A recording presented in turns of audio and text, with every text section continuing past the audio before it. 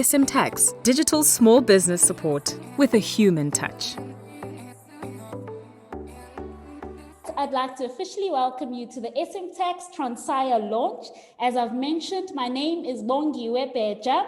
I'm the Chief Executive of Startup Services at SMTAX, which is a digital accounting firm, but you will hear more from our speakers this evening. Just some housekeeping rules. You can use the chat function, the question and answer function at any point in time during our launch and event. Please feel free to learn and engage. This is a really special time for us at SMTAX. As you may or may not know, November is Global Entrepreneurship Month, which means this month we are focusing on entrepreneurs, and particularly at SMTAX, we are really proud to launch this business accelerator called SMTAX Transire. You might be wondering, why Transire? The word Transire is actually the Latin derivative of the word transition. And so SMTAX Transire aims to assist SMMEs to transition their businesses in a sustainable way. It'll be a fully fledged business accelerator that has pre and post investment support, SMME training through workshops and masterclasses, mentorship, business advisory, and coaching. We'll have SME services, which include tax, compliance, and accounting, as well as funding readiness. Now, if you are an entrepreneur in the audience, you will know that access to finance is one of the biggest barriers of growth for an SME. And really, this business accelerator with the fully fledged offering is trying to bridge that gap. We are so proud to partner with Masisizane Fund, an initiative of the Old Mutual, which really is a development finance institution and is helping us as SMTAX ensure that SMMEs in the country get access to funding and are funding ready. Before I steal the show, I do see that we've got Mr. Lebogang Seriti online with us. He is the CEO of Masisizane Fund. He will be followed directly by Mr. Bukhule Sibata, who's the CEO and co-founder of SMTAX. Lebogang, will you please put your video on, and over to you.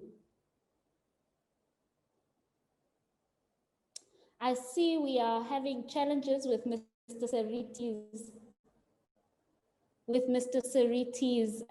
video. With that, because of time, I will ask the EXCO member and head of business development, Mrs. Portia Zilwa, to please share a little bit more around Masisizane Fund and the partnership that we have. Portia, you're welcome to take the stage. Thank you, Bongi, and good afternoon to everybody, and thank you for joining us. For the benefit of those who are not familiar with Masisizane, we are an initiative of Old Mutual, as Bongi mentioned earlier on, established in 2007. At that time, Old Mutual had an excess of around 1 billion unclaimed shares, and in consultation with the National Treasury, a decision was made that these funds must be used to contribute towards economic development and transformation through providing that much needed finance and non-financial support to SMMEs in a way that will contribute measurably to poverty eradication and the creation of sustainable jobs. I think over the 13 years of our existence as Masisizane, we've really lived up to our beautiful name, which means let us help one another. In those 13 years, we have really helped support 347 small businesses. We've helped create over 11,000 jobs, and we have invested in the SMME sector over 700 million. And our main exposure has been in agriculture, supply chain development, and in franchising. As a fund, we really pride ourselves in walking a journey with our businesses and ensuring really that we create sustainable businesses even when we exit as a fund. So the idea around Masisizane is that we don't throw money into SMME initiatives and turn our backs, but the issue for us and what is more important is the sustainability of those enterprises. So given the various gaps that are there in SMMEs and that exist, so finance, we believe, is not the only solutions to SMMEs.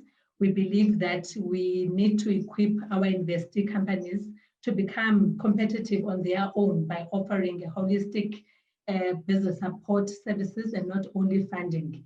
And I think it is for this reason that as Masisizane, we are really excited about the collaboration between Masisizane and SMTAX through the Transire accelerator offering. I think it is initiatives like these, that offer and enable SMMEs to grow and finding their own 2 feet, and not really being dependent on other people. And these initiatives are quite crucial, particularly in the current economic environment and the various challenges that SMMEs find themselves in, the various crossroads that some businesses are finding themselves at currently because of the advent of COVID. So through this partnership, we get to support SMMEs in their entrepreneurial journey and assist SMMEs transition, in a sustainable way by empowering SMTAX. I mean, we might not be offering the service directly as Masisizane, but through our partnership with SMTAX, we believe that will make a great contribution in the SMME sector. So some of you might be asking, how did we get here and how did we get to partner with SMTAX? Like they say, Sifike njani apha. So at some point, as Masisizane, as we had alluded to earlier on, there are still gaps that exist with SMMEs, and in particular around finances, the management of finances, the record keeping and reporting. We had found a challenge as Masisizane because we use those financial information from SMMEs to monitor and evaluate and decide what type of interventions we want to put in place for those SMMEs. But that information most of the time has not been forthcoming. And when you even get that information, you find that the quality is not right and it's not always accurate. So we decided at some point to offer as a solution accounting services in-house. And while we were exploring various ways to implement that offering, we came across SMTAX. SMTAX at that time was already a supplier of Old Mutual by providing accounting services to some of our ESD clients or ESD beneficiaries of Old Mutual. And they were looking for funding to expand their business operations. And at that time, the focus for SMTAX was really on accounting services, tax and advisory. And we saw a great opportunity for us as Masisizane when we got to understand the business offering of SMTAX, and we got to understand the entrepreneurs behind SMTAX, which is Buchule and Sibenati, and we saw them as jockeys and how experienced and competent they were in what they were doing. And we decided that instead of running the offering in-house, why don't we support a small initiative or entity like your SMTAX and help them scale and grow into an accelerator as well. So that's why we are here today. And we are really excited. I mean, our ethos as Masisizane is partnerships for a brighter tomorrow, brighter tomorrow. And we really hope that through this partnership and collaboration with SMTAX, we are really going to create brighter futures for SMMEs. We will create brighter futures for people to get opportunities to be employed by those SMMEs. So we really want to play an instrumental role together with SMTAX in the entrepreneurial journey. Thank you very much. Thank you, Portia. Buchule, without further ado, please give us your views as the SMTAX CEO. Thank you, Bongi, and thanks, Portia, for such a eloquent summary of how we got married as Old Mutual, Masisizane, and SMTAX. So SMTAX largely is a digital business support firm that provides services to SMEs. We pride ourselves by providing the services in a digital format, but also incorporating a big element of having a human heart. Our vision as SMTAX is to grow the economy by improving financial inclusion and using technology as a main lever to create a larger impact within the greater SME ecosystem. Our aim is to assist SMEs across the country and Africa to grow their businesses by empowering them with financial insights, literacy, and ease of doing business. The partnership with Old Mutual Masisizane is going to allow us as SMTAX to provide a much more holistic services that will enable our customers and broader community to create more sustainable and more resilient businesses going into the future. We believe this is important and crucial for the growing of the South African economy. And for us, having said that, and being a company that is still digital at heart, but at the same time also very human centric and very customer centric, we want to walk the journey with our clients. And coming on board, having support from Mutual Masizane will really help us, deliver a much broader service to a much broader SME base. So I think without any wasting time, I'll hand back over to you, Bongiwe, and so that if everyone else can get a big sense of what SMTAX Transire is. I also like to welcome everyone, and I hope that you guys get a lot more insights into what we do and to what also Mutual Masizane does, and hopefully get a lot of key nuggets of information from both our keynote speaker and our panelist. Thank you. Thank you, Bukhile. Beautiful, beautiful. Our attendees are saying we welcome this colorful marriage. Congratulations, Masizane Fund and SMTAX. Entrepreneurs really need this. Pambile, may you grow bigger and bigger. Well done. And one last comment. Congratulations to Masizane and SMTAX on getting to this point. Looking forward to seeing the partnerships grow to greater heights. Thank you everyone for your wonderful comments. Please keep them coming. Use the question and answer function as well, though I must just say that I will only open up the floor for question and answers after our panel discussion later on in the evening, but you are welcome to keep posting your comments on the chat function and your questions in the Q&A. So thank you very much, Bukhile and Portia, for laying that foundation. I do want us to focus now on our keynote speaker, Mr. Andile Khumalo, a man that needs no introduction. And I hope you did see on our video that we shared his profile, but most notably, Andile is a serial entrepreneur. He has founded the investment firm called Khumalo Co. And you might know the famous I Am an Entrepreneur. That is also an organization that Andile spearheads. And tonight he's going to be telling us about the benefits of business support post this COVID-19 pandemic. Andile, we're grateful to have you. Over to you. We'd like to hear what you've got to share for us. Thank you very much, Bongiwe, for the great introduction. Good evening, everybody.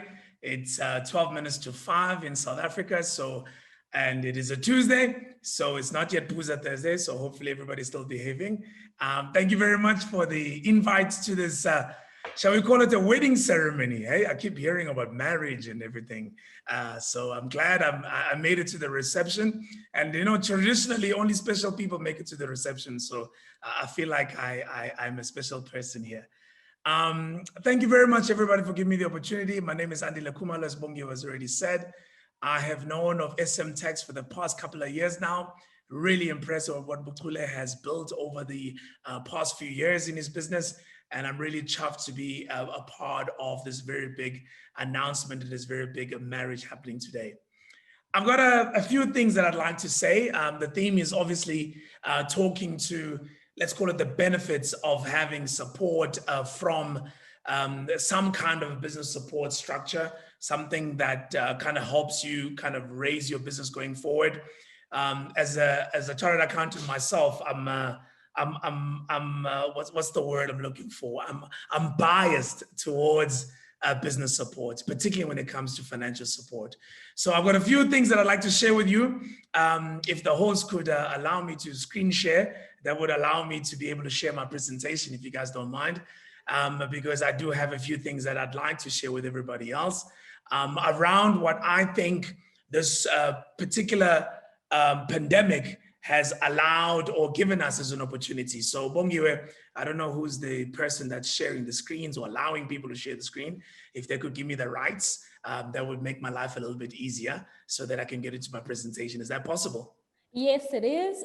We've got Gaba Media on the line that is handling the production. Kanyo from Gaba Media, if you don't mind making Andile a co-host, that will then allow him to share. Aha, now I've got the power, I see. Awesome.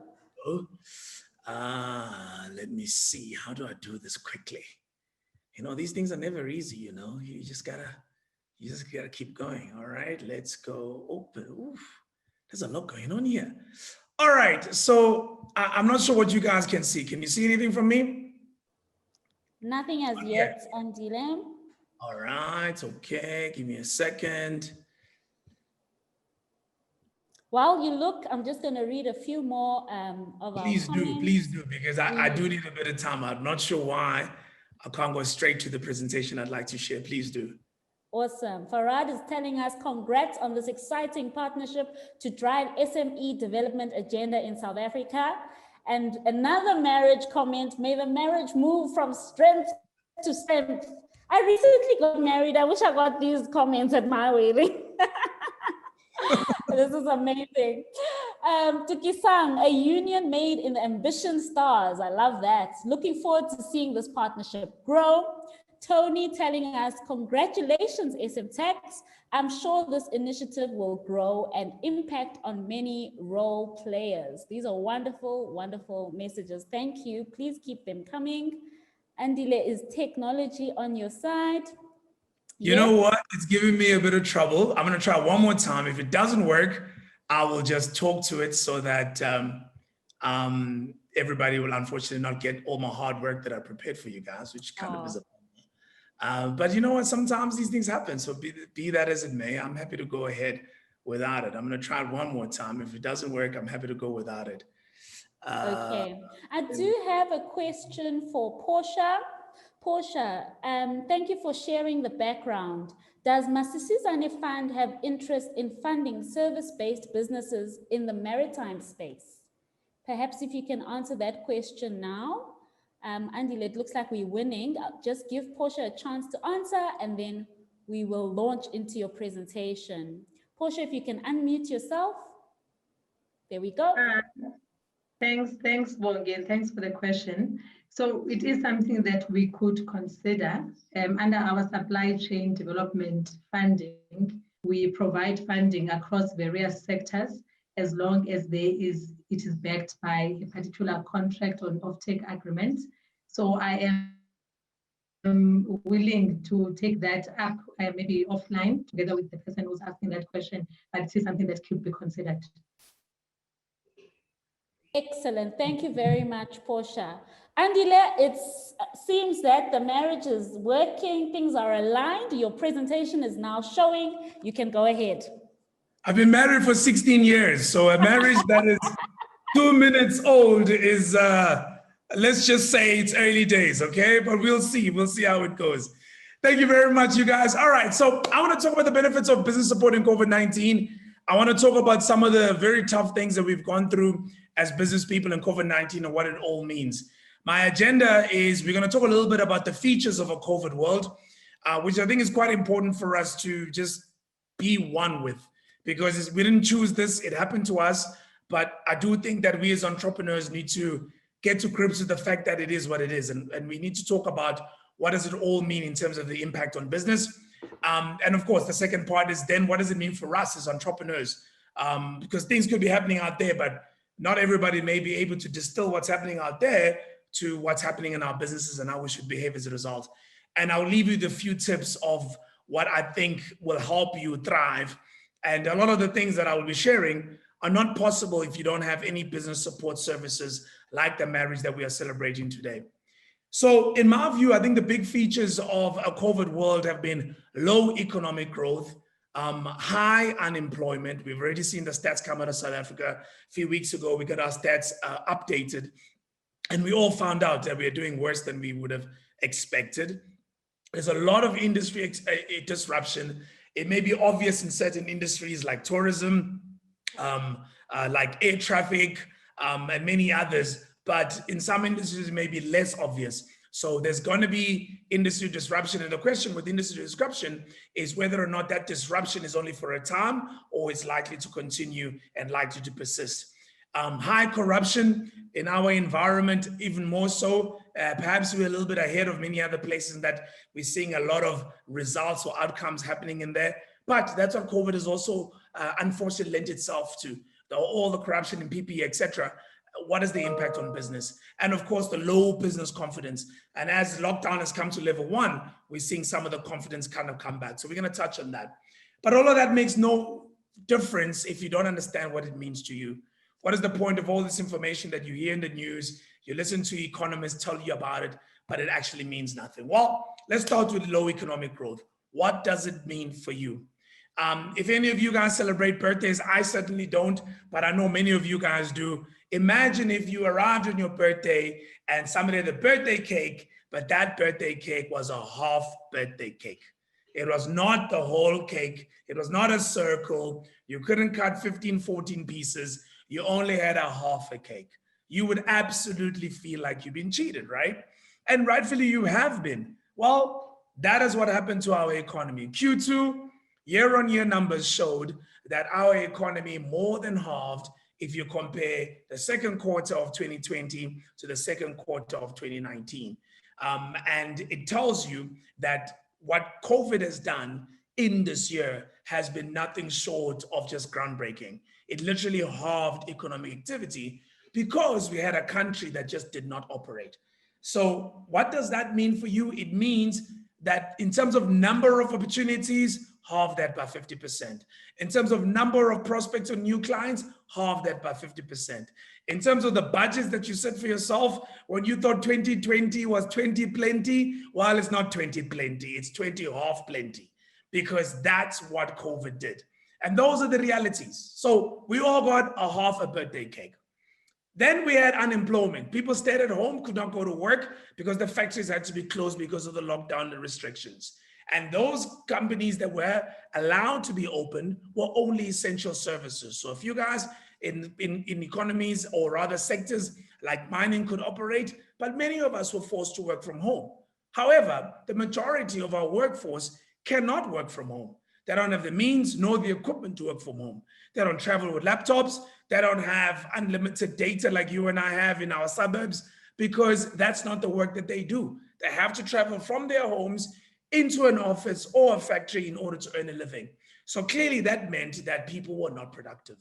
But what it also meant is, because of the first point of having the economy halve, it meant that many companies had to cut unemployment, which is often the first line that many companies tend to look at when economic activity is slow. So when my customers are no longer ordering at least the product that I'm selling, what tends to happen is that clearly my factory is not as busy, so therefore I have to have less people working, and that leads to high unemployment. But high unemployment also leads to civil unrest, right? So there's been a lot of social unrest, and there's going to be even more. We had a taxi strike a few weeks ago. There's probably going to be a lot more happening going forward. Why? Because people cannot earn a living. That's what it means for us as entrepreneurs. Industry disruption. Talk about airlines. Literally, airports have been quiet. In South Africa alone, only a few very small airlines are running. So if you are going to be flying from any city center or to any city center in South Africa, you're going to be flying FlySafair Air, you're going to be flying SAA Link, and a couple other smaller ones. All the big guys, Kolula only opened the other day, SAA is still grounded. That means there's disruption. What happens to air travel, right? And then there's other industries like tourism. Up until a few months ago, or a few weeks ago, we were not allowed to be able to travel in South Africa. December is coming. People want to go out and relax and recover from the tough year. Tourism has been highly impacted for most of the year.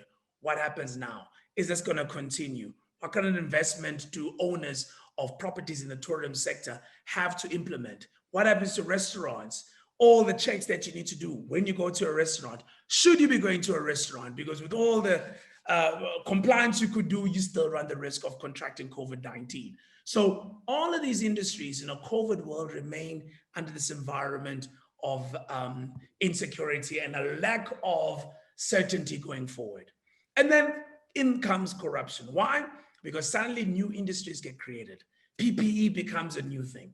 And personally, I have a whole issue about the fact that we let's call it criminalizing people taking advantage of the opportunity, because that's what entrepreneurs do. They take advantage of opportunity because they were not in PPE before. Well, frankly, there was no COVID before. So there would not have been that many people take advantage of the opportunity. But however, what has happened is that people have taken more than the usual advantage in charging more than should be allowed to be charged, in selling stuff that's less quality, which obviously risks the people that the PPE is meant for, because the PPE is meant to protect them. So if it's not of good quality, then clearly it's of no use. And what that has done is has created this environment of high corruption. Why? Because there's this flux in the environment, there's panic in the environment.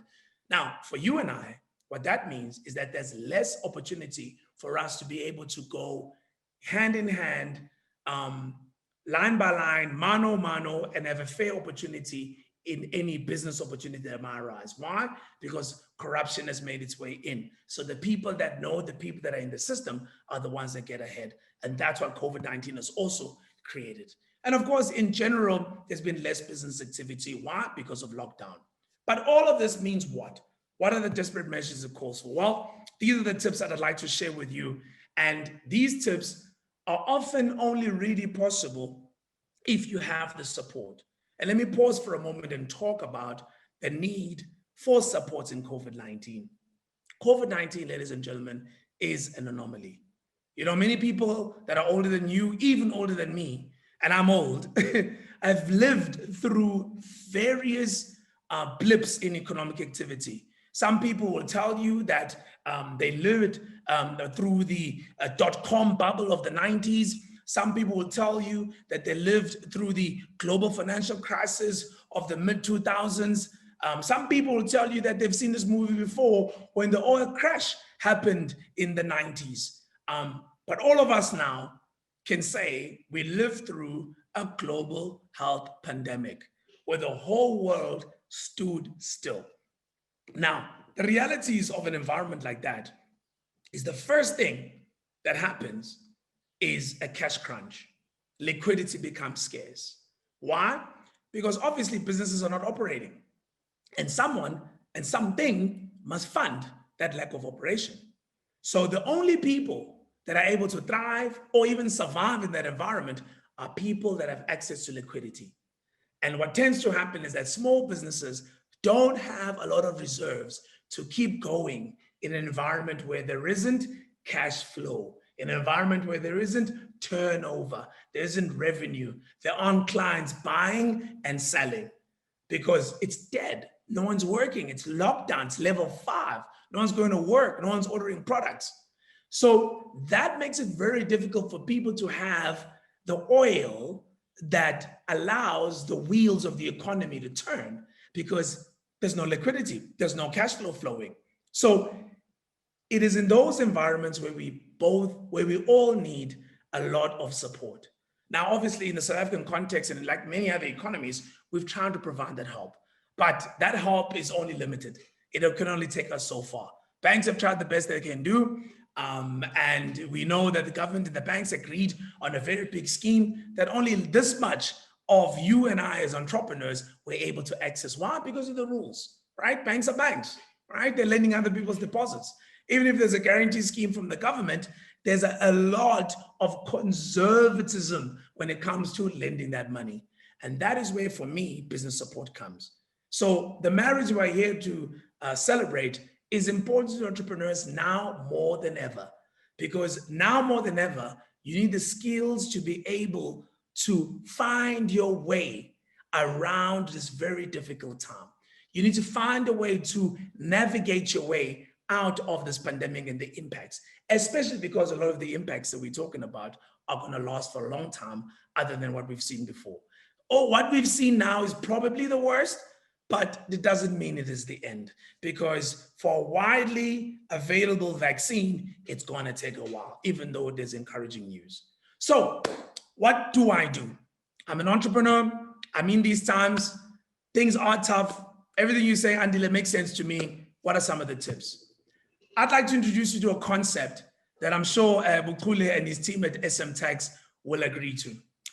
You don't have to be an accountant to understand this, but I'm going to go a little bit slow so that everybody can get the impact of what I'm trying to say. So I'm sure you've heard guys like SMTAX tell you about the income statement and the balance sheet, right? If you don't know what that means, it's very simple, right? The income statement, there we record how much income you make, the costs against it, and that leaves you with a profit or a loss. Simple, right? It's all driven by activity, all driven by flows. Income, meaning all the invoices you're sending out. Cost means all the costs you're incurring. Profit is, are you left with something at the end of the day? If you're not making any profit, you're running a bad business. If you're making a profit, you're running a good business. That's income statement. But it's transactional. There's no wealth. There's no accumulation of anything. It's all about what comes in, what comes out.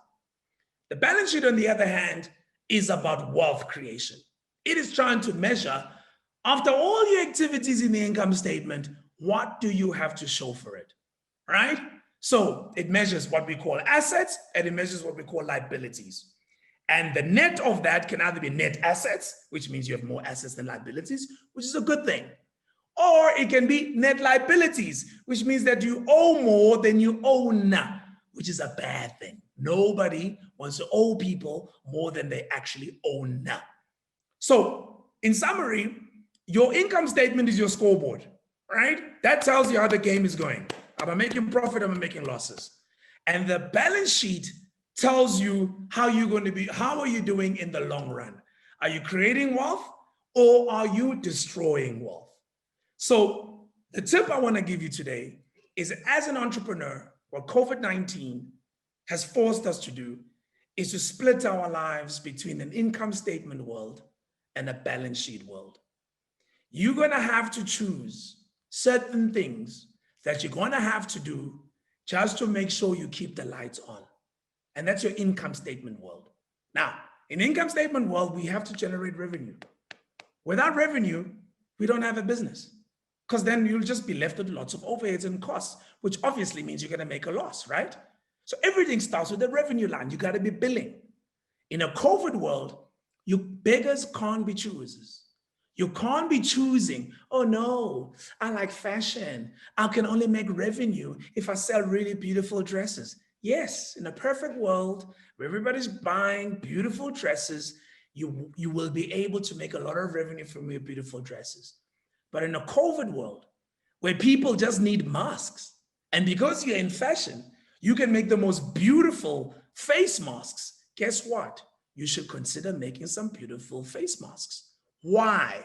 Because these are difficult times.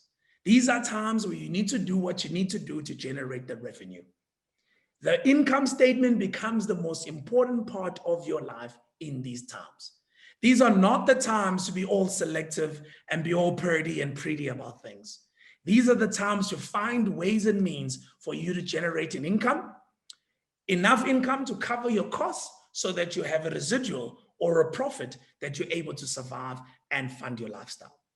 So the income statement life becomes important, and you need to do the things that need to be done for you to be able to generate that income. So this Alofi company that's on my screen right now, it's all about generating income. As you can see, 500,000 net sales, and it has an income of 54,000. That's brilliant. That's what you want.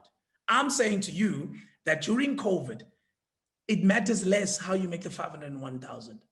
You just gotta make it, because you gotta find a way to survive these very difficult times. It matters not how you make sure the operating expenses are only 87,000. You just gotta make sure they are low. Why? Because you gotta end up with a net income. There'll come a time where you'll be able to choose again, but times are so tight right now. This is the time to make sure that I am making a net income, just like a Lofi company. Then we go to balance sheet. Now, I'm not saying you must totally ignore your balance sheet life. So if you are indeed that fashion designer, and now you've listened to Andile and you're making these face masks because that's the thing that's in demand, I'm not saying don't stop working on your next design, because still people want to look good. Yes, we have to wear masks, but we still want to dress well. But you see, the revenue or the volumes are not coming from the dress well, they're coming from the masks. But you see, this will end. This pandemic won't last forever. So you don't want people on the other side of the pandemic to remember you as the person who only did face masks.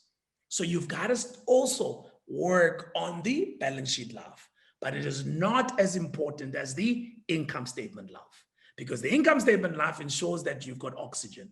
I call cash flow oxygen. Without it, no entrepreneur can live. If ever there was a time we needed oxygen, ladies and gentlemen, and yes, no pun intended to the COVID-19 pandemic, it is now. You need to be able to breathe. You need to make sure that you got oxygen. We will deal with this wonderful business and the love of your life that you want to achieve one day, right? So in summary and in short, hopefully I haven't overly confused you. You got to ask yourself tonight as you go to bed, How much of my life is an income statement life? How much of my life is a balance sheet life? If you're spending too much time on balance sheet life, you're working on the wealth creation, you're working on the very big idea, you will not be alive by the time your idea comes to fruition. You will be dead. The reason you'll be dead is because you will run out of oxygen. So the priority is income statement life. Generate revenue, keep costs low, deliver a profit. Because with that profit you live, but with that profit you also fund your balance sheet life. Very important. On that note, let's talk sales, costs, and cash. Many people come to me and they talk about selling. And they talk about, oh, Andile, I've got this wonderful small business. I'm working on my business plan. I'm talking to VC investors. I'm doing this, I'm doing that. I say to them, okay, no, that sounds really great. Tabo, tell me, Tabo, how many products have you sold? And then Tabo says, look, I'm still working on my marketing plan. Guys, you're wasting time, okay? Nobody's interested in a business with no traction. So if you're not selling, you're not in business. You're something else. You're not an entrepreneur. You're some ideas guy. Maybe you're an inventor, you know, maybe you're someone who builds really nice, pretty things. But entrepreneurs generate revenue. So if you're not generating revenue, this isn't for you. And if you think this is for you, you got to start generating revenue. So sales are important. There's many elements of a business, but at the end of the day, somebody's going to be out there exchanging product or service for cash. Why? Because this is the first line of the income statement, love. Very important. Secondly, profit is not a very complicated calculation. It's revenue less cost equal to profit. It's really that simple, right? So if you are selling, like I said on number one, the next thing that's going to affect your profit outcome is the cost. COVID-19 has provided you a great opportunity to do that. One, you don't have to employ anybody. You can have people provide services as part of a gig economy working from home. Two, they don't have to be in an office. You don't have to rent a space where people meet every day between 8 and 5. Why? Because people can work from their homes. That's what COVID-19 has done. It's pushed us over the cliff to understand that we don't all have to be in that environment, right? So you got to start thinking about your business. All these overheads I have, all these fixed costs I got to pay for every month. How do I make them variable costs? How do I make them have a relationship with my revenue, right? So that every 100 Rand of revenue, I get maybe a 30 Rand, 40 Rand of costs, right?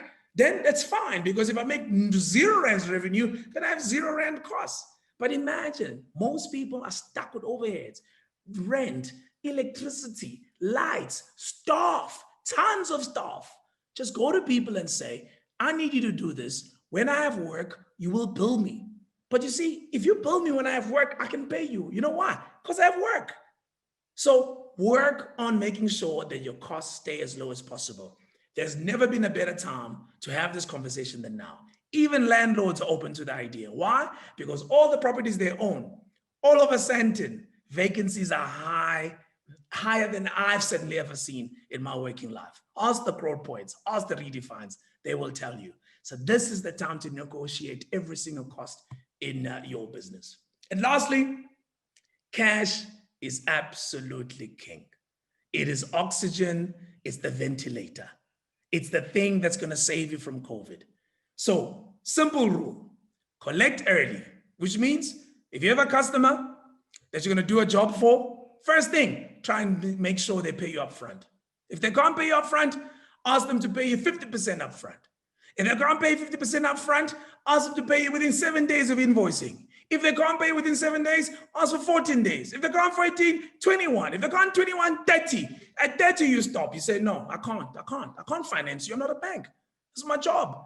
I'm here to do a job. I'll give you an invoice, at least pay me. Very important. Otherwise, you will die because you don't have the cash, but maybe you have clients.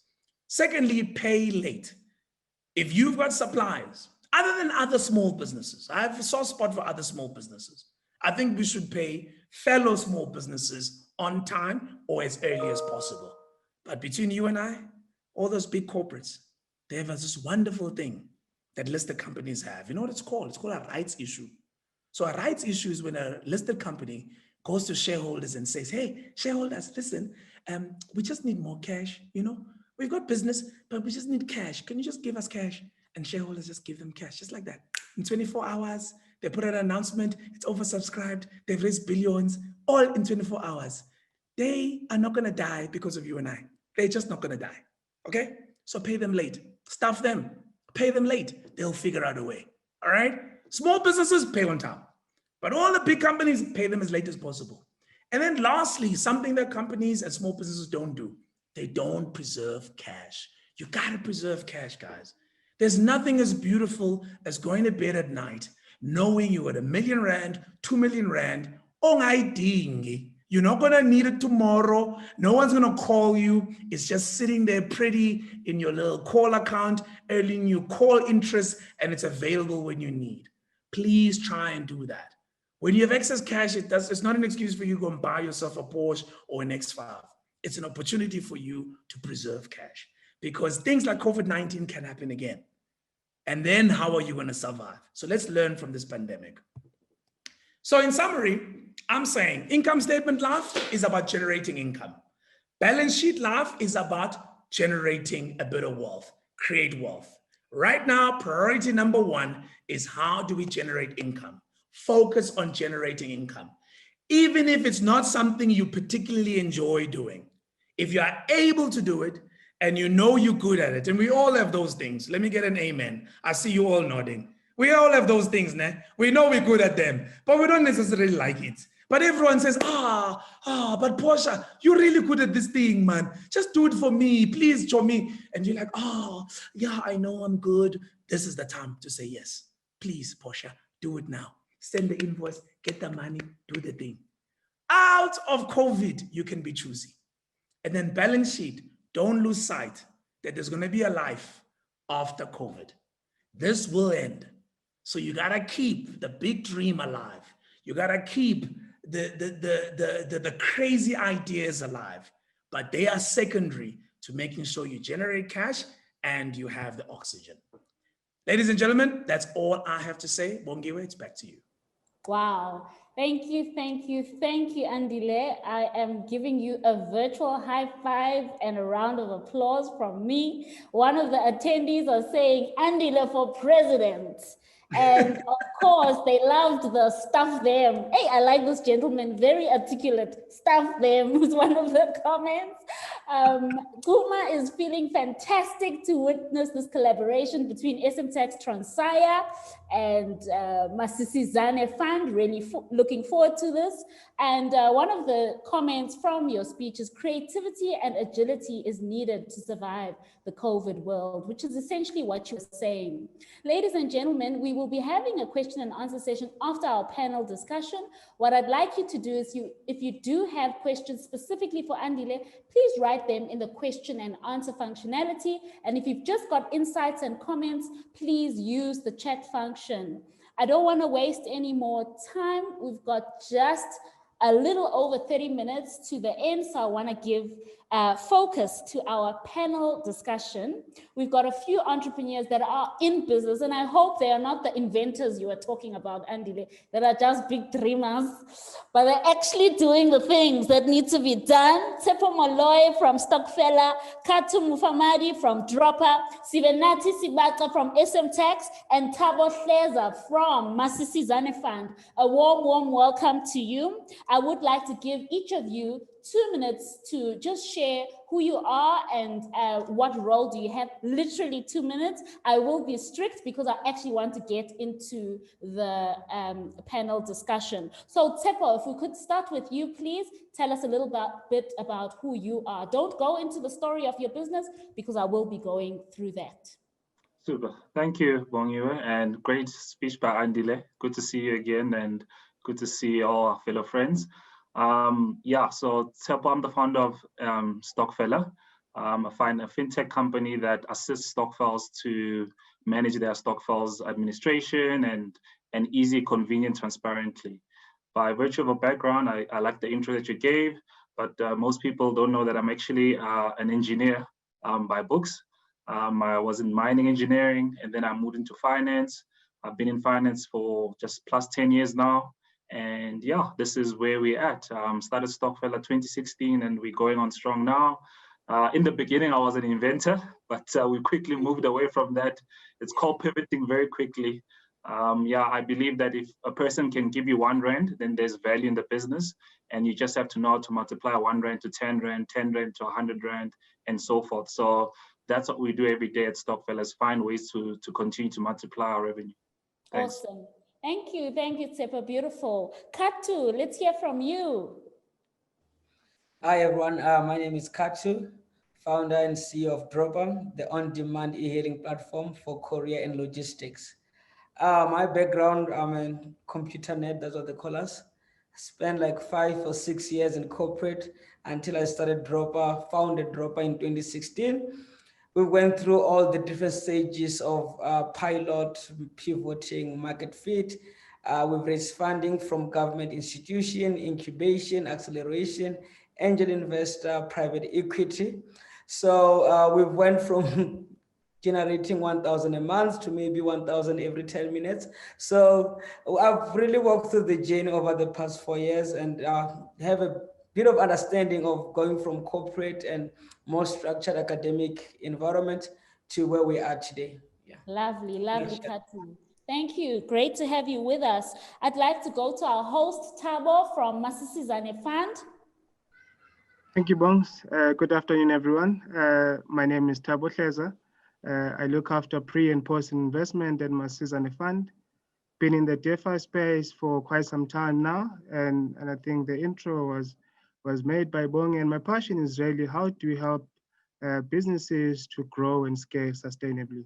And hopefully through this partnership and this marriage, we should be able to do so. Lovely, keeping that marriage strong. Sivanati, if you could tell us a little bit about you.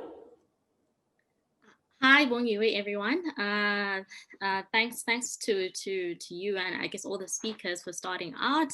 So on my end, I think some of the people in the session, some of our attendees might recognize me as being part of SMTAX, engaging with them on their small business journey.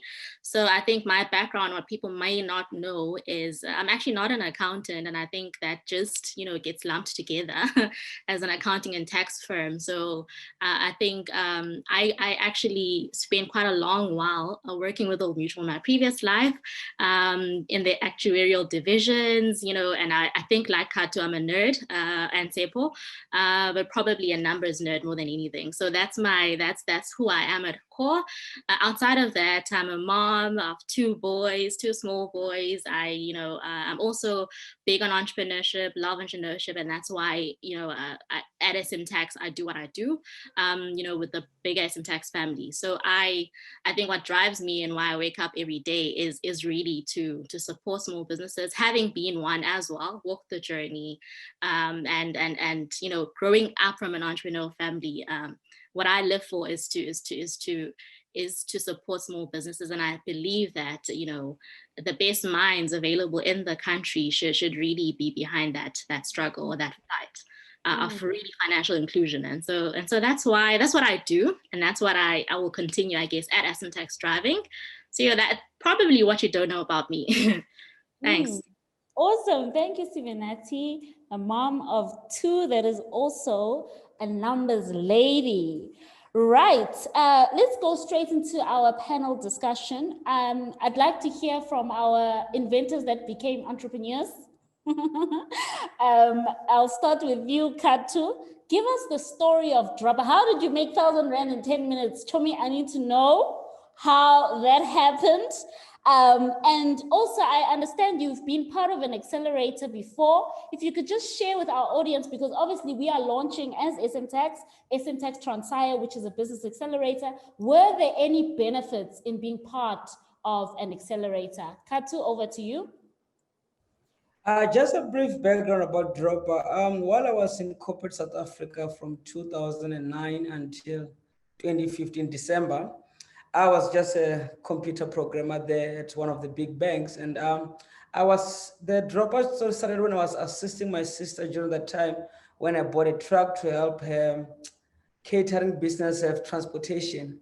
It's when the driver then requested that nobody parks outside your macros or on the road, so that we write branded buggy for hire so that we can make extra cash.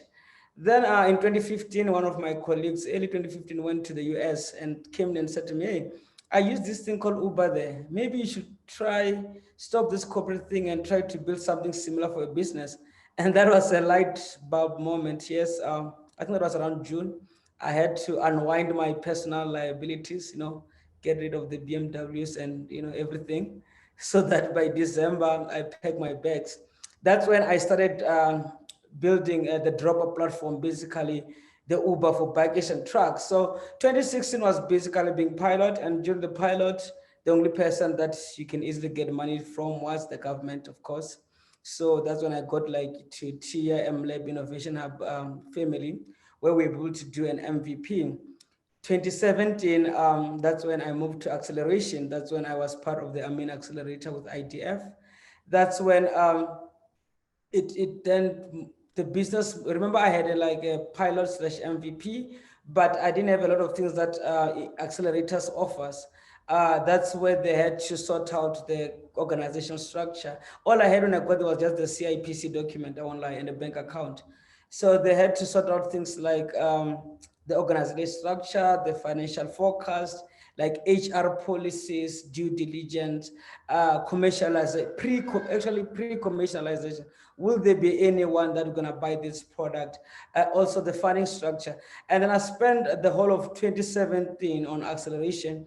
It was a two-way thing. It was coaching and funding, because honestly, acceleration without money, I really don't understand how it works, where money end up with business development consultants. So it was a two-way combination where there was money being put in the business, and then there was business development consultant we're working together for a year. So by going through that process, I had what I can call that a package startup. From there, I was able to take that package that the accelerator gave me, and then I was able to approach an angel investor who then at that time invested based on what the kind of cleanup or setup that the accelerator did for me, and was then able to invest for commercialization of the business. After that, the accelerator was still there, but in a post-consultative process, whereas we're working with the angel investor. After that process, that was 2018, 2019, that's when the angel came in. Then on 2019, I was able to, from the acceleration action points and the investment from the angel, I was able to go to private equity then to say that, guys, I've got a product. I was able to generate, I'm not really sure what were the numbers there, but they were very low, but they were very convincing given that the commercial part was just 12 months. And then there's like, okay, we're going to give you more money to go out. That's when this year, then with the help of Taiwanese previous life, we went on LinkedIn and your 702. And remember, these are action points that I got from the accelerator, that what to focus on when you hit this revenue and when you're at this level of the company. I did like a media drive just before COVID, after COVID, when we launched a dropper courier, which is dropper for small parcels nationally. We did a media drive. We went to LinkedIn, to 702, to say that we are looking for a logistics partner to ride the new wave with dropper. Luckily, the CEO of Skynet was listening to that Bruce Wingfield show. He DM'd me on LinkedIn, he gave me a call, and then we started a partnership from there. And then with that partnership, and during COVID, as you know, that online platform were allowed to operate, were allowed to deliver, and people adapted quicker to this kind of platform than what was going to be before. We were able to accelerate our growth by month on month. I think our growth grew by like around 300% from the partnership with Skynet, and working, sometimes in life it's not all about raising this big ticket funding. Partnership with a big corporate will direct revenue and credibility that, even though there was no any financial transaction between the two parties, it helped Dropper grow to, like I said, month on month, around 300% since then. So in a nutshell, that has been my journey through my 4-year journey from idea to where we are currently. Wow, Katu, wow. I'm so impressed. Congratulations with that growth trajectory. And you've literally gone through, for a nerd like me, I didn't say what my background is.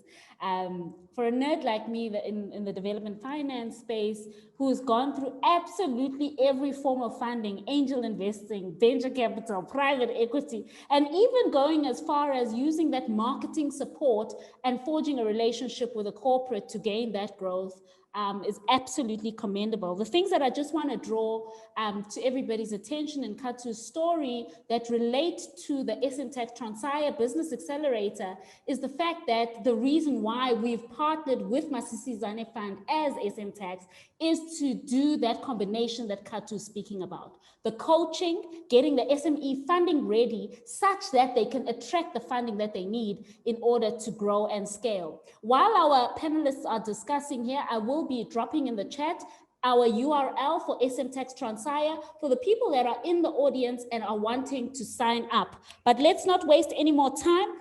Tepo from Stockfella, you are an SMTAX client. We are very proud to have you on this panel, and also somebody who's passionate about financial inclusion. Like Sivanati has said, that's one of the main drivers of why we've started SMTAX.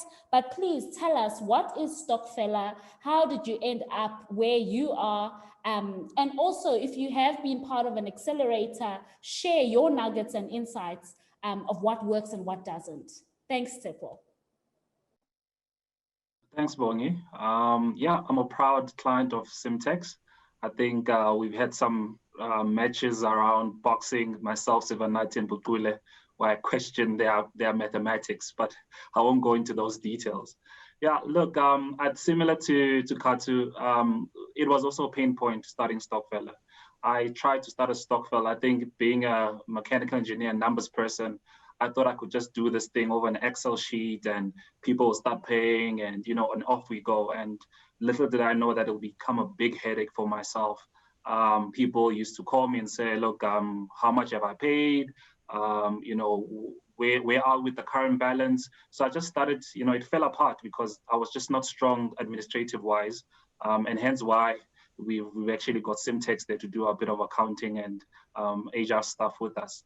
But with that said, I then went back home and I realized that what governs a great Stockfella is great administration and great leadership. And this is the Stockfella that I was part of for 20 years of my life with my parents and my family. And as I went through learning other Stockfella, so one thing that you learn about engineering, you need to observe. So I just started visiting Stockfella after Stockfella after Stockfella, and all of the common problem was administration. Most of them could not grow or could not get to the next level because they were just bogged down on administration. And that's where we started as Stockfella. It's just to give them an administration tool. But of course, life is not that easy. You think you know everything, and then the client says, no, actually, yes, you've looked, but actually, I actually want a tool that I can actually transact on. So that's when we pivoted in 2016, 2017, after we became one of the accelerator programs in Alpha Cube. We pitched and we won, and we're part of the accelerator part of there. Then with that funding and their guidance, we were able to pivot to become an FSP, a financial service provider. And in becoming a financial service provider, then we were able to bridge the gap between admin and financial literacy, basically through the platform itself. And then we started, I think from 28 late, because we pivoted 2017 fully, by developing a new system, by redesigning our logo, redesigning almost everything about our business. 2018, we started being an FSP provider. And I can tell you that itself has got its own challenges. Compliance comes into place. Now you need to be a key individual, which I am myself. Now you need to follow certain regulation. And also it comes with the challenge of trust. So being part of a financial service provider, trust, it becomes a very pivotal or important role. So then we now start to build trust. So in building trust, to today, we got a funding, an angel investor came in late 2018 towards 2019, came through And then they funded the business. In funding the business, we then started to build that trust, started to put foot on the ground, started to engage with our clients more and more. And as we grew, more challenges grew with us because we needed to hire staff. This is where SMTAX also came into play, assisted us in payroll, tax. So those things help quite a lot, because then you are just focused on sale. I think this is one thing that Andile touched on. That's where we just focused on, myself and the team, to say, how do we make sure we sell and we make sure that we keep the numbers ticking and always listening to the client. I think if there's anything important I've learned about business is, client is golden and cash is king, as Andile said. So the more you listen to the client, the more likely your revenue will start to grow and grow from that point of view. Fast forward to today, with our life, we've won 2 MTN awards, one in 2018 as Best South African Solution, one recently in October as Best Financial Solution. So to me, it just shows that we are growing, we are headed in the right direction. It means that the tool is required. I think what's most important that we've learned about the business that we're in is that what we've given Stokvels is the ability to actually, we've empowered them. More than just an administration tool. And I'll probably bring it back to a great example that we're currently championing right now, which is called the Third Money Franchise Stokvel. Basically, that Stokvel has got 100 people that are putting 15,000 Rand each.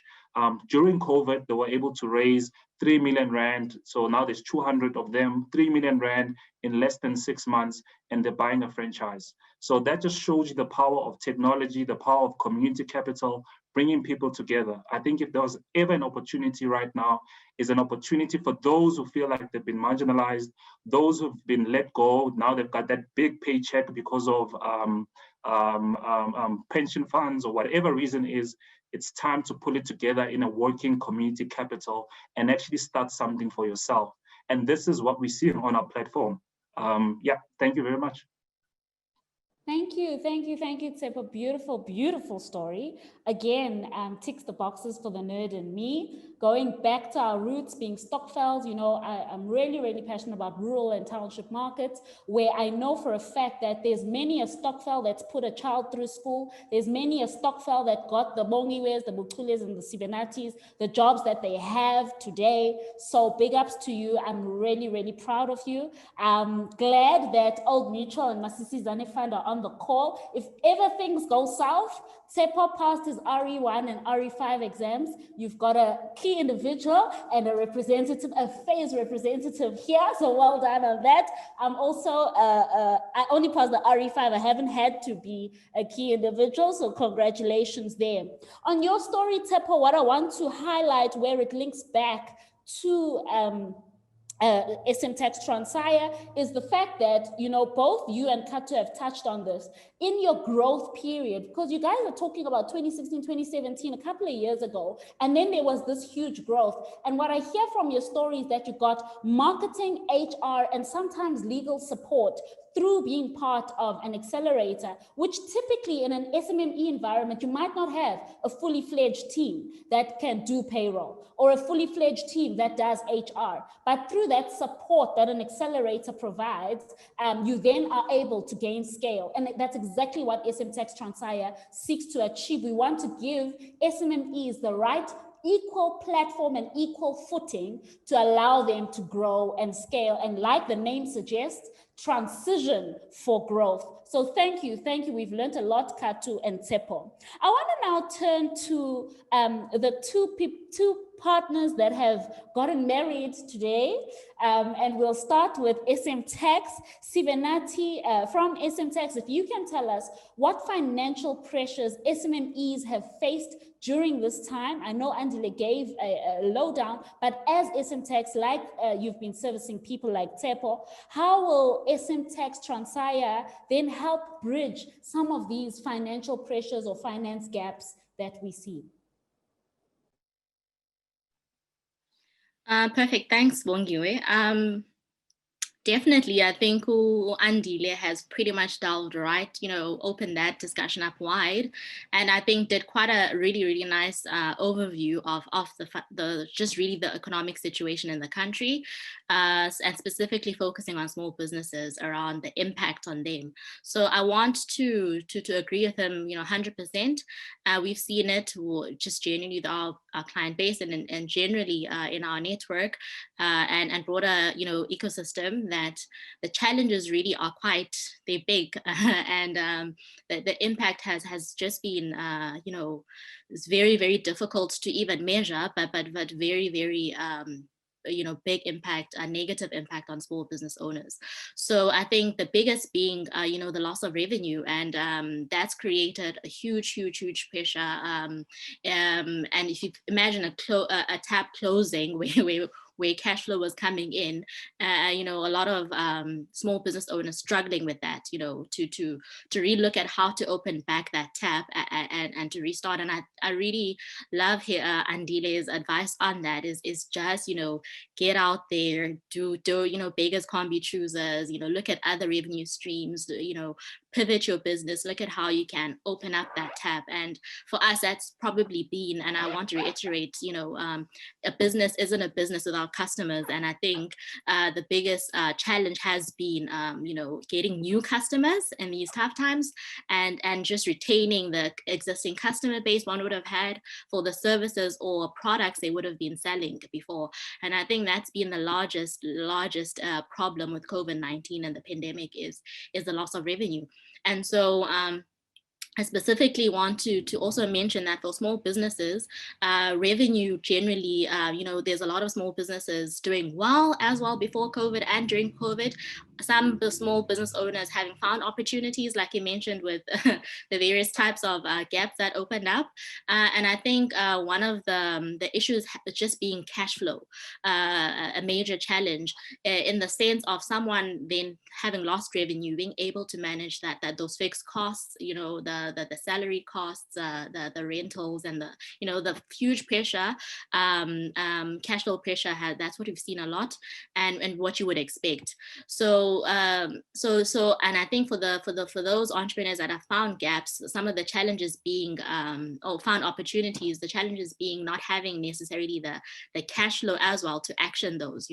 A lot of you have to spend money to make money, and often lost opportunities now arising because small business owners don't have funding easily available, or aren't liquid, as Andile might have said, or just access to cash to invest in the opportunities they would have found. And so lots of lost opportunities there, where there might have been an opportunity to do so.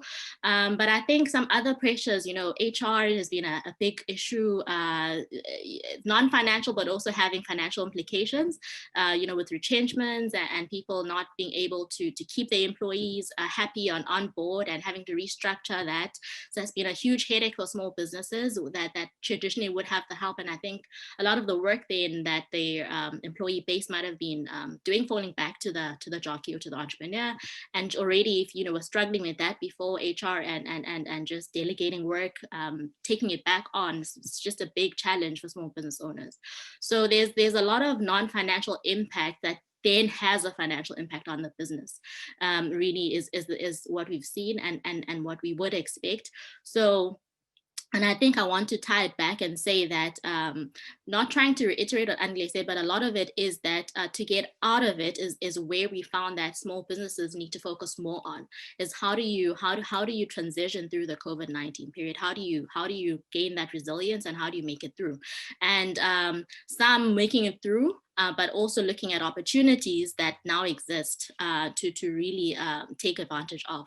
So that's where we found that there are those entrepreneurs that have jumped on there because they're entrepreneurs, but there are those as well that are still challenged with that and trying to figure out, they relook at their business models, relook at the way they make money, and relook at how they should, even in the digital world, or if you look at the post-pandemic, how to integrate into the digital world and service in a different way, or to offer their product in a different way, more creative way, a way they are able to still reach their customers. So a lot of the challenges in this period are really relate to financials and non-financial situations. And so part of this accelerator, and I think it's an opportune time to really assist in that regard, is to say, on the finance side, there's a lot to be done to provide support to small business owners. As I mentioned, the cash flow issue is major. Managing cash flow is top of our list of recommendations. Being on top of your cash flow, and I think Andile, pointed out that clearly, is cash is king. So being able to pump money in and also being able to keep it in and just park it there, and like you said, and just watch your money, to have that liquidity available to take opportunities and also to reinvest in the business. So what we want to do in this accelerator is to focus on that cash flow element. Being accountants at heart, I guess we close to the numbers a lot, and we've also seen with our customers, when you don't focus on your numbers, there tends to be negative implications, right, for your small business. But what we want to ensure is that we do provide those insights to our clients and just generally anyone that's joining us. Because if you try to be an accountant, you try to do your tax, you try to do your marketing, you try to do it all, you never focus on your actual business. So what I want to add on to what Andile and everyone else has said is really that you must focus on revenue. So I want to reiterate that is that small businesses must focus on revenue, and ours is there to support with everything else that you need to really take your business, not just through COVID-19, but really from a point of where you're at to a point of growth and transitioning to really a sustainable, organization that can outlive you. If you look at the whole idea of building wealth and that balance sheet growth. So what we then want to offer is business support services, really from experts that can really take you through that journey. But I think what we want to be mindful of is that entrepreneurs are in different stages of business. They are on different journeys. Their businesses are all different. Being SMTAX, we don't focus on particular industries. We look at just generally small business owners in all industries and sectors. Lots of complexities, really. So what we want to look at is the unique situation or circumstances that each entrepreneur finds themselves in, and to properly diagnose and help them diagnose that, and to truly have a small business advisor that can holistically look at your business and be able to not just equip you with support and services that you need from experts, but really to walk that journey more with you. Having partnered now with a great company called Growth Wheel, a very, very great platform where on our side will be helping us as well to track that journey and be able to help entrepreneurs, be more ahead of their decision making and just on top of what still needs to be done to go through the pandemic. Because ultimately, if you don't take the right decisions, there can be those tough implications in these tough times. And so what we want to do upfront is to map the journey a bit better and not just look at finance as support, but really look at, I think Utepo and Kato mentioned in their journey, be able to look at your business holistically, looking at your customer journey and marketing support, what you need there, what gaps you have, looking at your legal side, especially with the pandemic issues now around, suppliers chasing you for payments, contracts that have locked you in, maybe as an entrepreneur that you're struggling with right now. So there's a lot there that entrepreneurs need support with. If you look at the digital world and how to digitize your company and the IT space and how to get into it, if you're not already in there, how to optimize your IT infrastructure. The accelerator, our business accelerator, wants to assist there with that support and really holistically looking at HR and other support services that really will set you up so you are able, as you focus on your business, to have that support to grow your business. And so I just want to reiterate that there's been a lot of pressures, but there's support available, and it's in the form of, in our context, business advisory services that are holistic. But I definitely want to mention that what our huge focus that we find now is that there are gaps. If we all admit as small businesses, we are not experts in everything. And so what we find that there's lots of gaps in sometimes understanding the different aspects of business. And what we do want to focus on is education and mentorship, because we do believe that those are key elements in just, being able to move the needle in your journey. Because at times you outsource the work without understanding fully some some of those implications. So what we want to make sure of is that, you know, we fully understand what's happening in our business and how to get out, you know, grow our businesses for the long term. And so we want to have that focus on education and mentorship where there are gaps, and really to build that custom journey with the entrepreneur. So so Bongi, I think that covers really some of the questions, but also how I'm also sneaking in around how we want to, how we foresee the journey working at SMTAX Transire with small businesses, and broadly speaking, the mentorship and education really being at the forefront of it, where there are gaps identified, right, with entrepreneurs. But yeah, Awesome. thank you for that opportunity. Oh, it's a pleasure. Clearly passionate about finances. Sivanati can tell us a lot around how SMMEs have faced financial pressures during COVID, but what I really, really love is how you do help entrepreneurs pivot. Thabo, I want to focus on you because as Masisizane Fund, you're not an ordinary development finance institution. So the question I have for you is, what is the role of DFIs in the broader entrepreneurship ecosystems that is going to assist SMMEs gain scale? Thank you. Thank you, Bongi, and thank you to my fellow panelists and Andile for such a really solid message. And I think this is really opportune time as we launch what I really consider a game changer, not only for investee companies, but for a broader ecosystem. And of course, this is a very objective view, right? And despite the challenges that Andile has highlighted of COVID and what we've really enjoyed globally as a result of the pandemic, be it economically, health, and otherwise, but it must also be said that the crisis presented tremendous changes and opportunities for a number of industries. Unfortunately, with change, other industries had to close permanently, but others managed to restructure and reform to take advantage of this crisis. And to your point then, Bongi, in order for us as DFIs to continue to play our role as an enablers in the ecosystem and providers of flexible capital, it also calls us to adjust our offering equally, right? We can no longer be in a state where development capital is only deployed towards initiatives that are pro-inclusive development. But now we need to take advantage of all the emerging trends that we're seeing post-COVID. So just to highlight a few, I think we can all agree that most of our companies pre-COVID and some are still largely dependent on the East from a supply chain point of view. COVID-19 caused a major disruption in this front, right? And this now presents a greater need for DFIs like ourselves to collaborate in funding initiatives that are geared towards supply chain localization, right?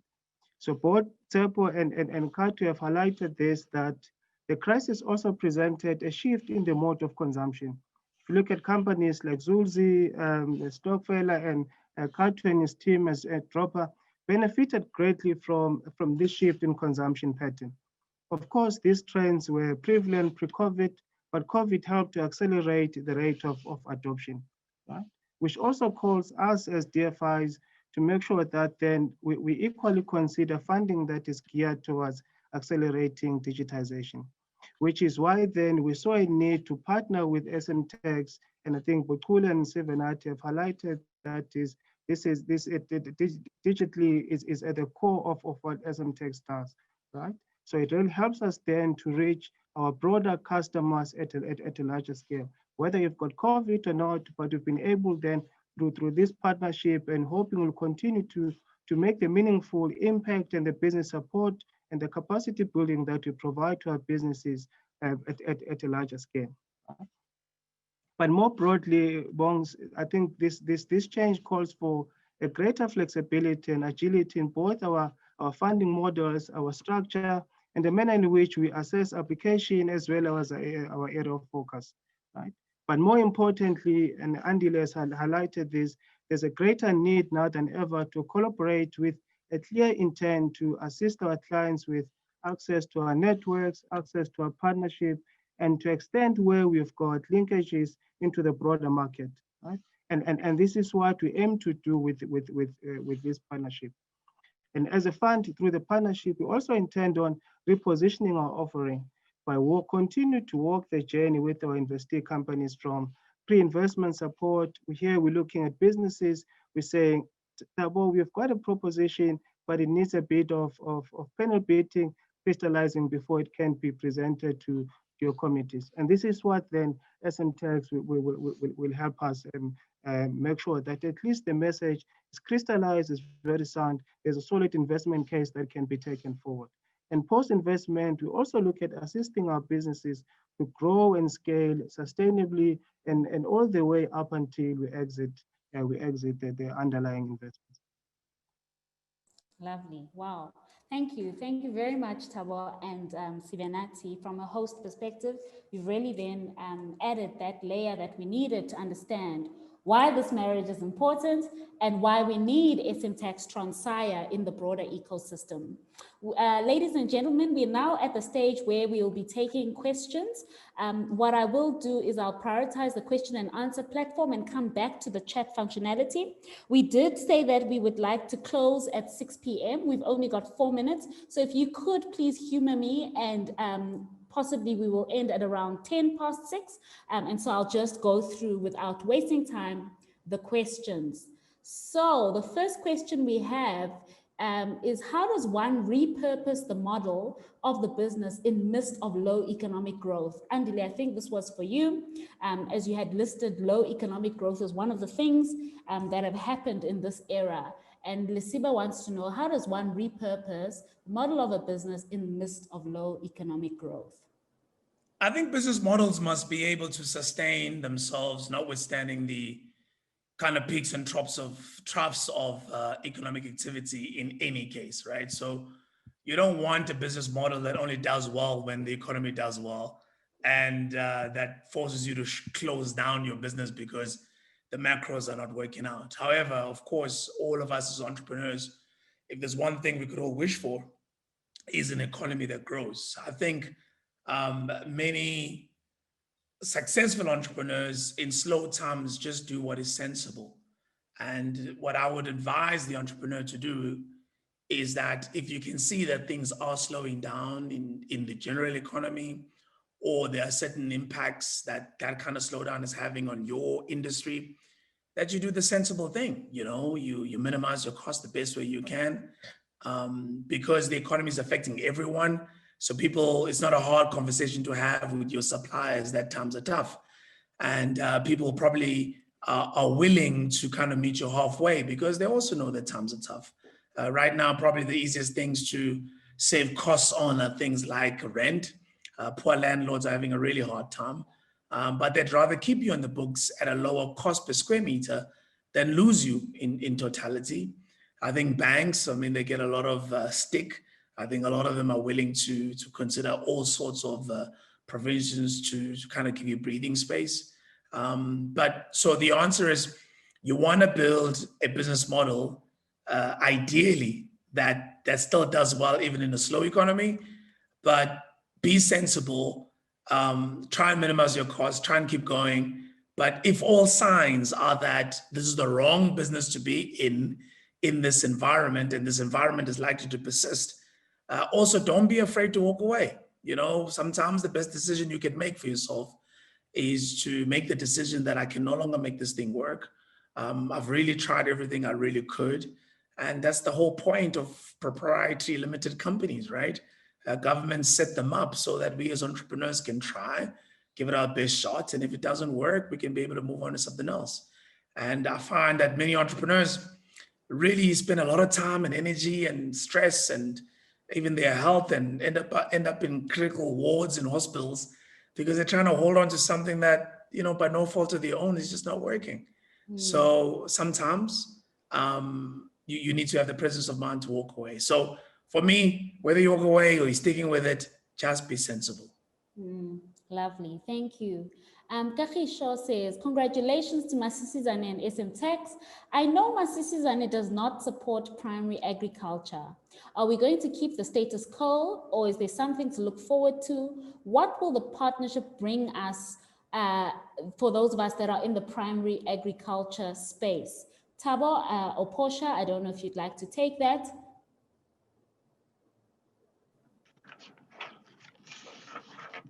Thanks, Kahesh. So the door is not entirely closed on primary agri, and you will see in our marketing, in our communication that we've just put out in our social media as well, in our revamped website. So we've tried to put that message out there, that as long as the proposition is very clear, is something that we are looking to look at.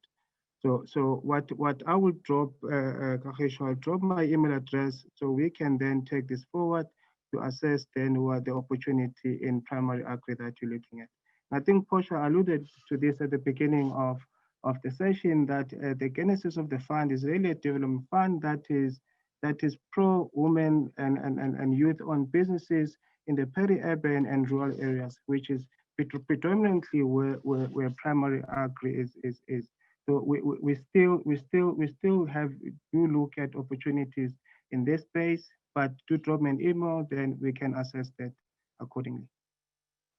Lovely. What I'd like to add there to that answer is that as SMTAX Transire, as much as we are empowered by Masisi Zane Fund, do know that the accelerator is sector agnostic. We help anyone in any sector. And so if you'd like to be part of SMTAX Transire, which does have the support of Masisi Zane Fund, please go to the website that I shared in that chat function. Sivenati, how much does it cost to get an individual client funding ready? A question from Lebo.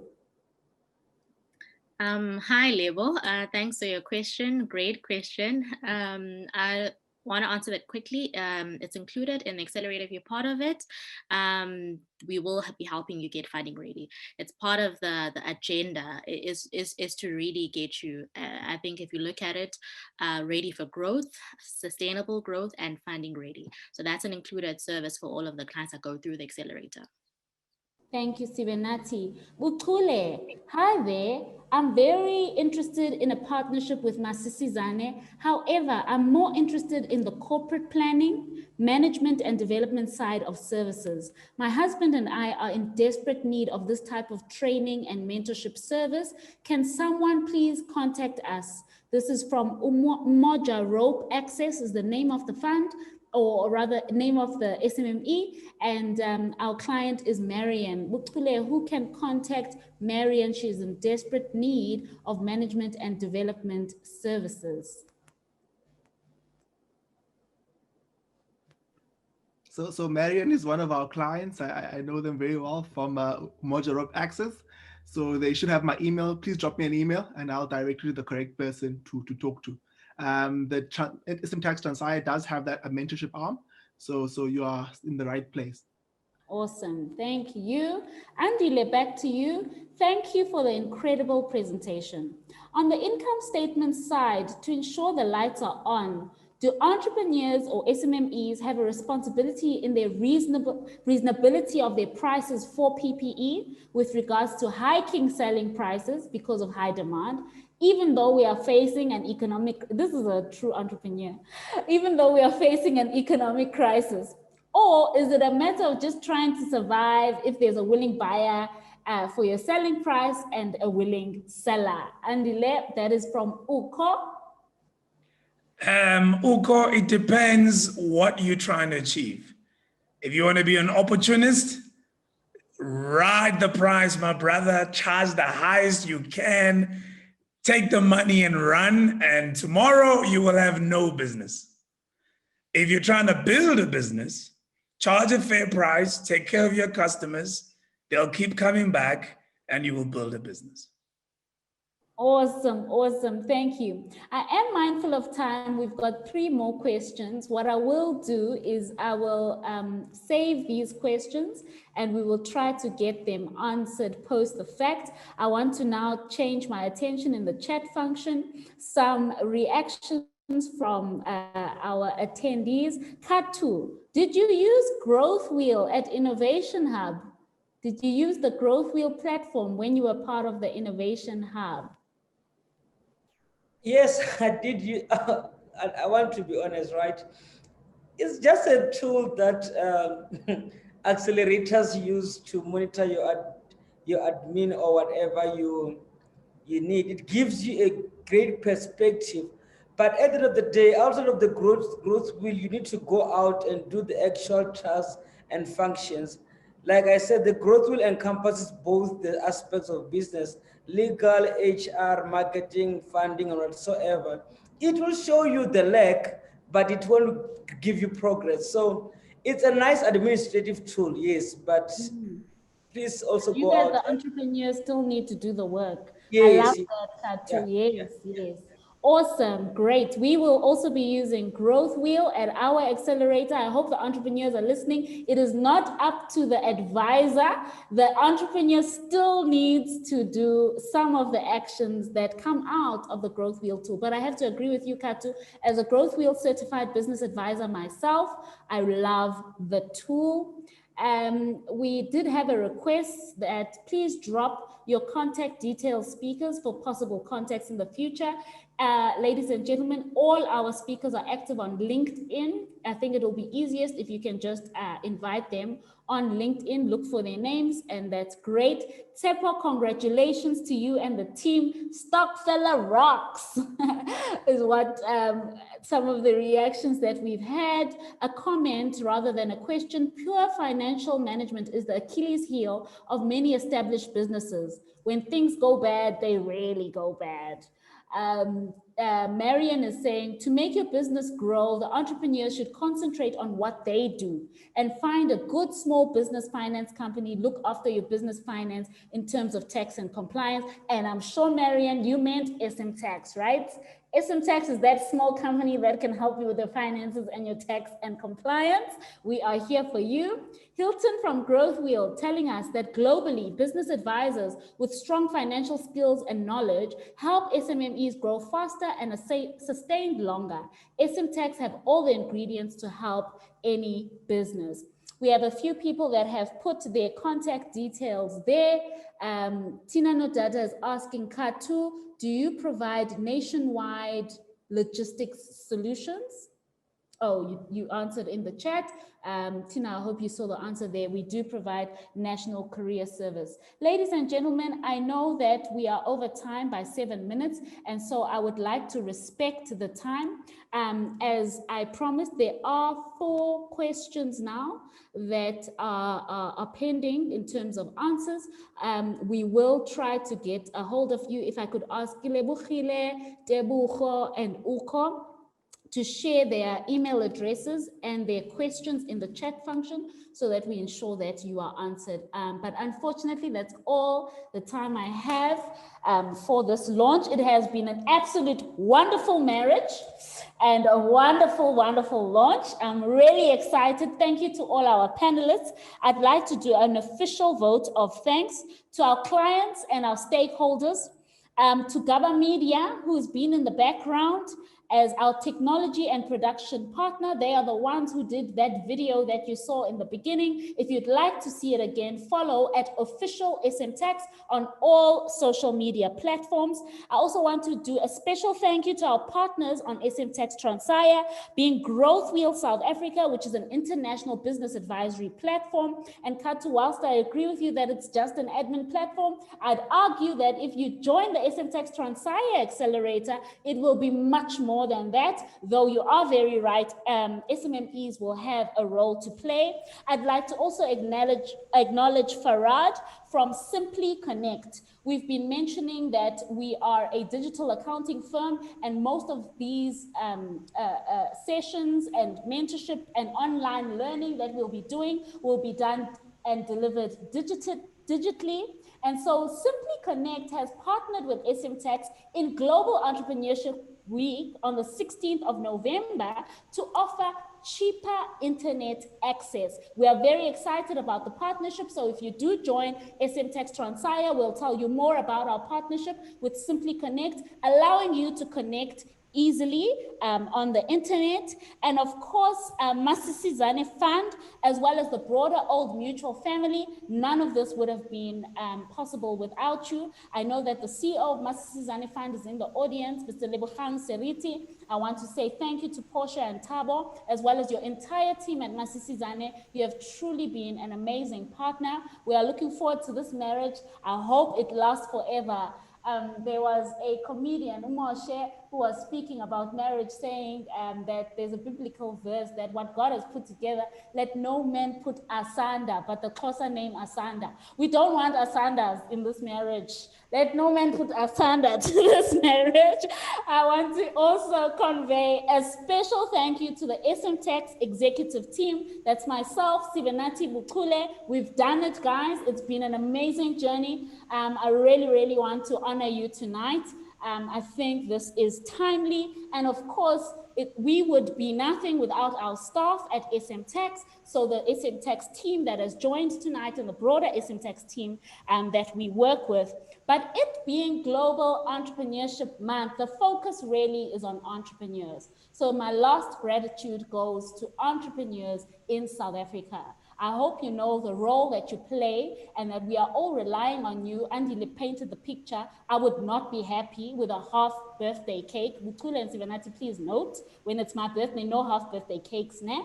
And so with this low economic growth, we need SMMEs. It's been proven time and time again that a real contributor to positive economic growth, to job creation, will come from the SMME market. And so if you're an entrepreneur in the audience, I want to encourage you. This is not just a launch. It does not end here. Sign up to be part of SMTAX Transire. We have created this entire thing for you. And so with that, I want to say good night. Have a wonderful evening. We've dropped our contact details in the chat.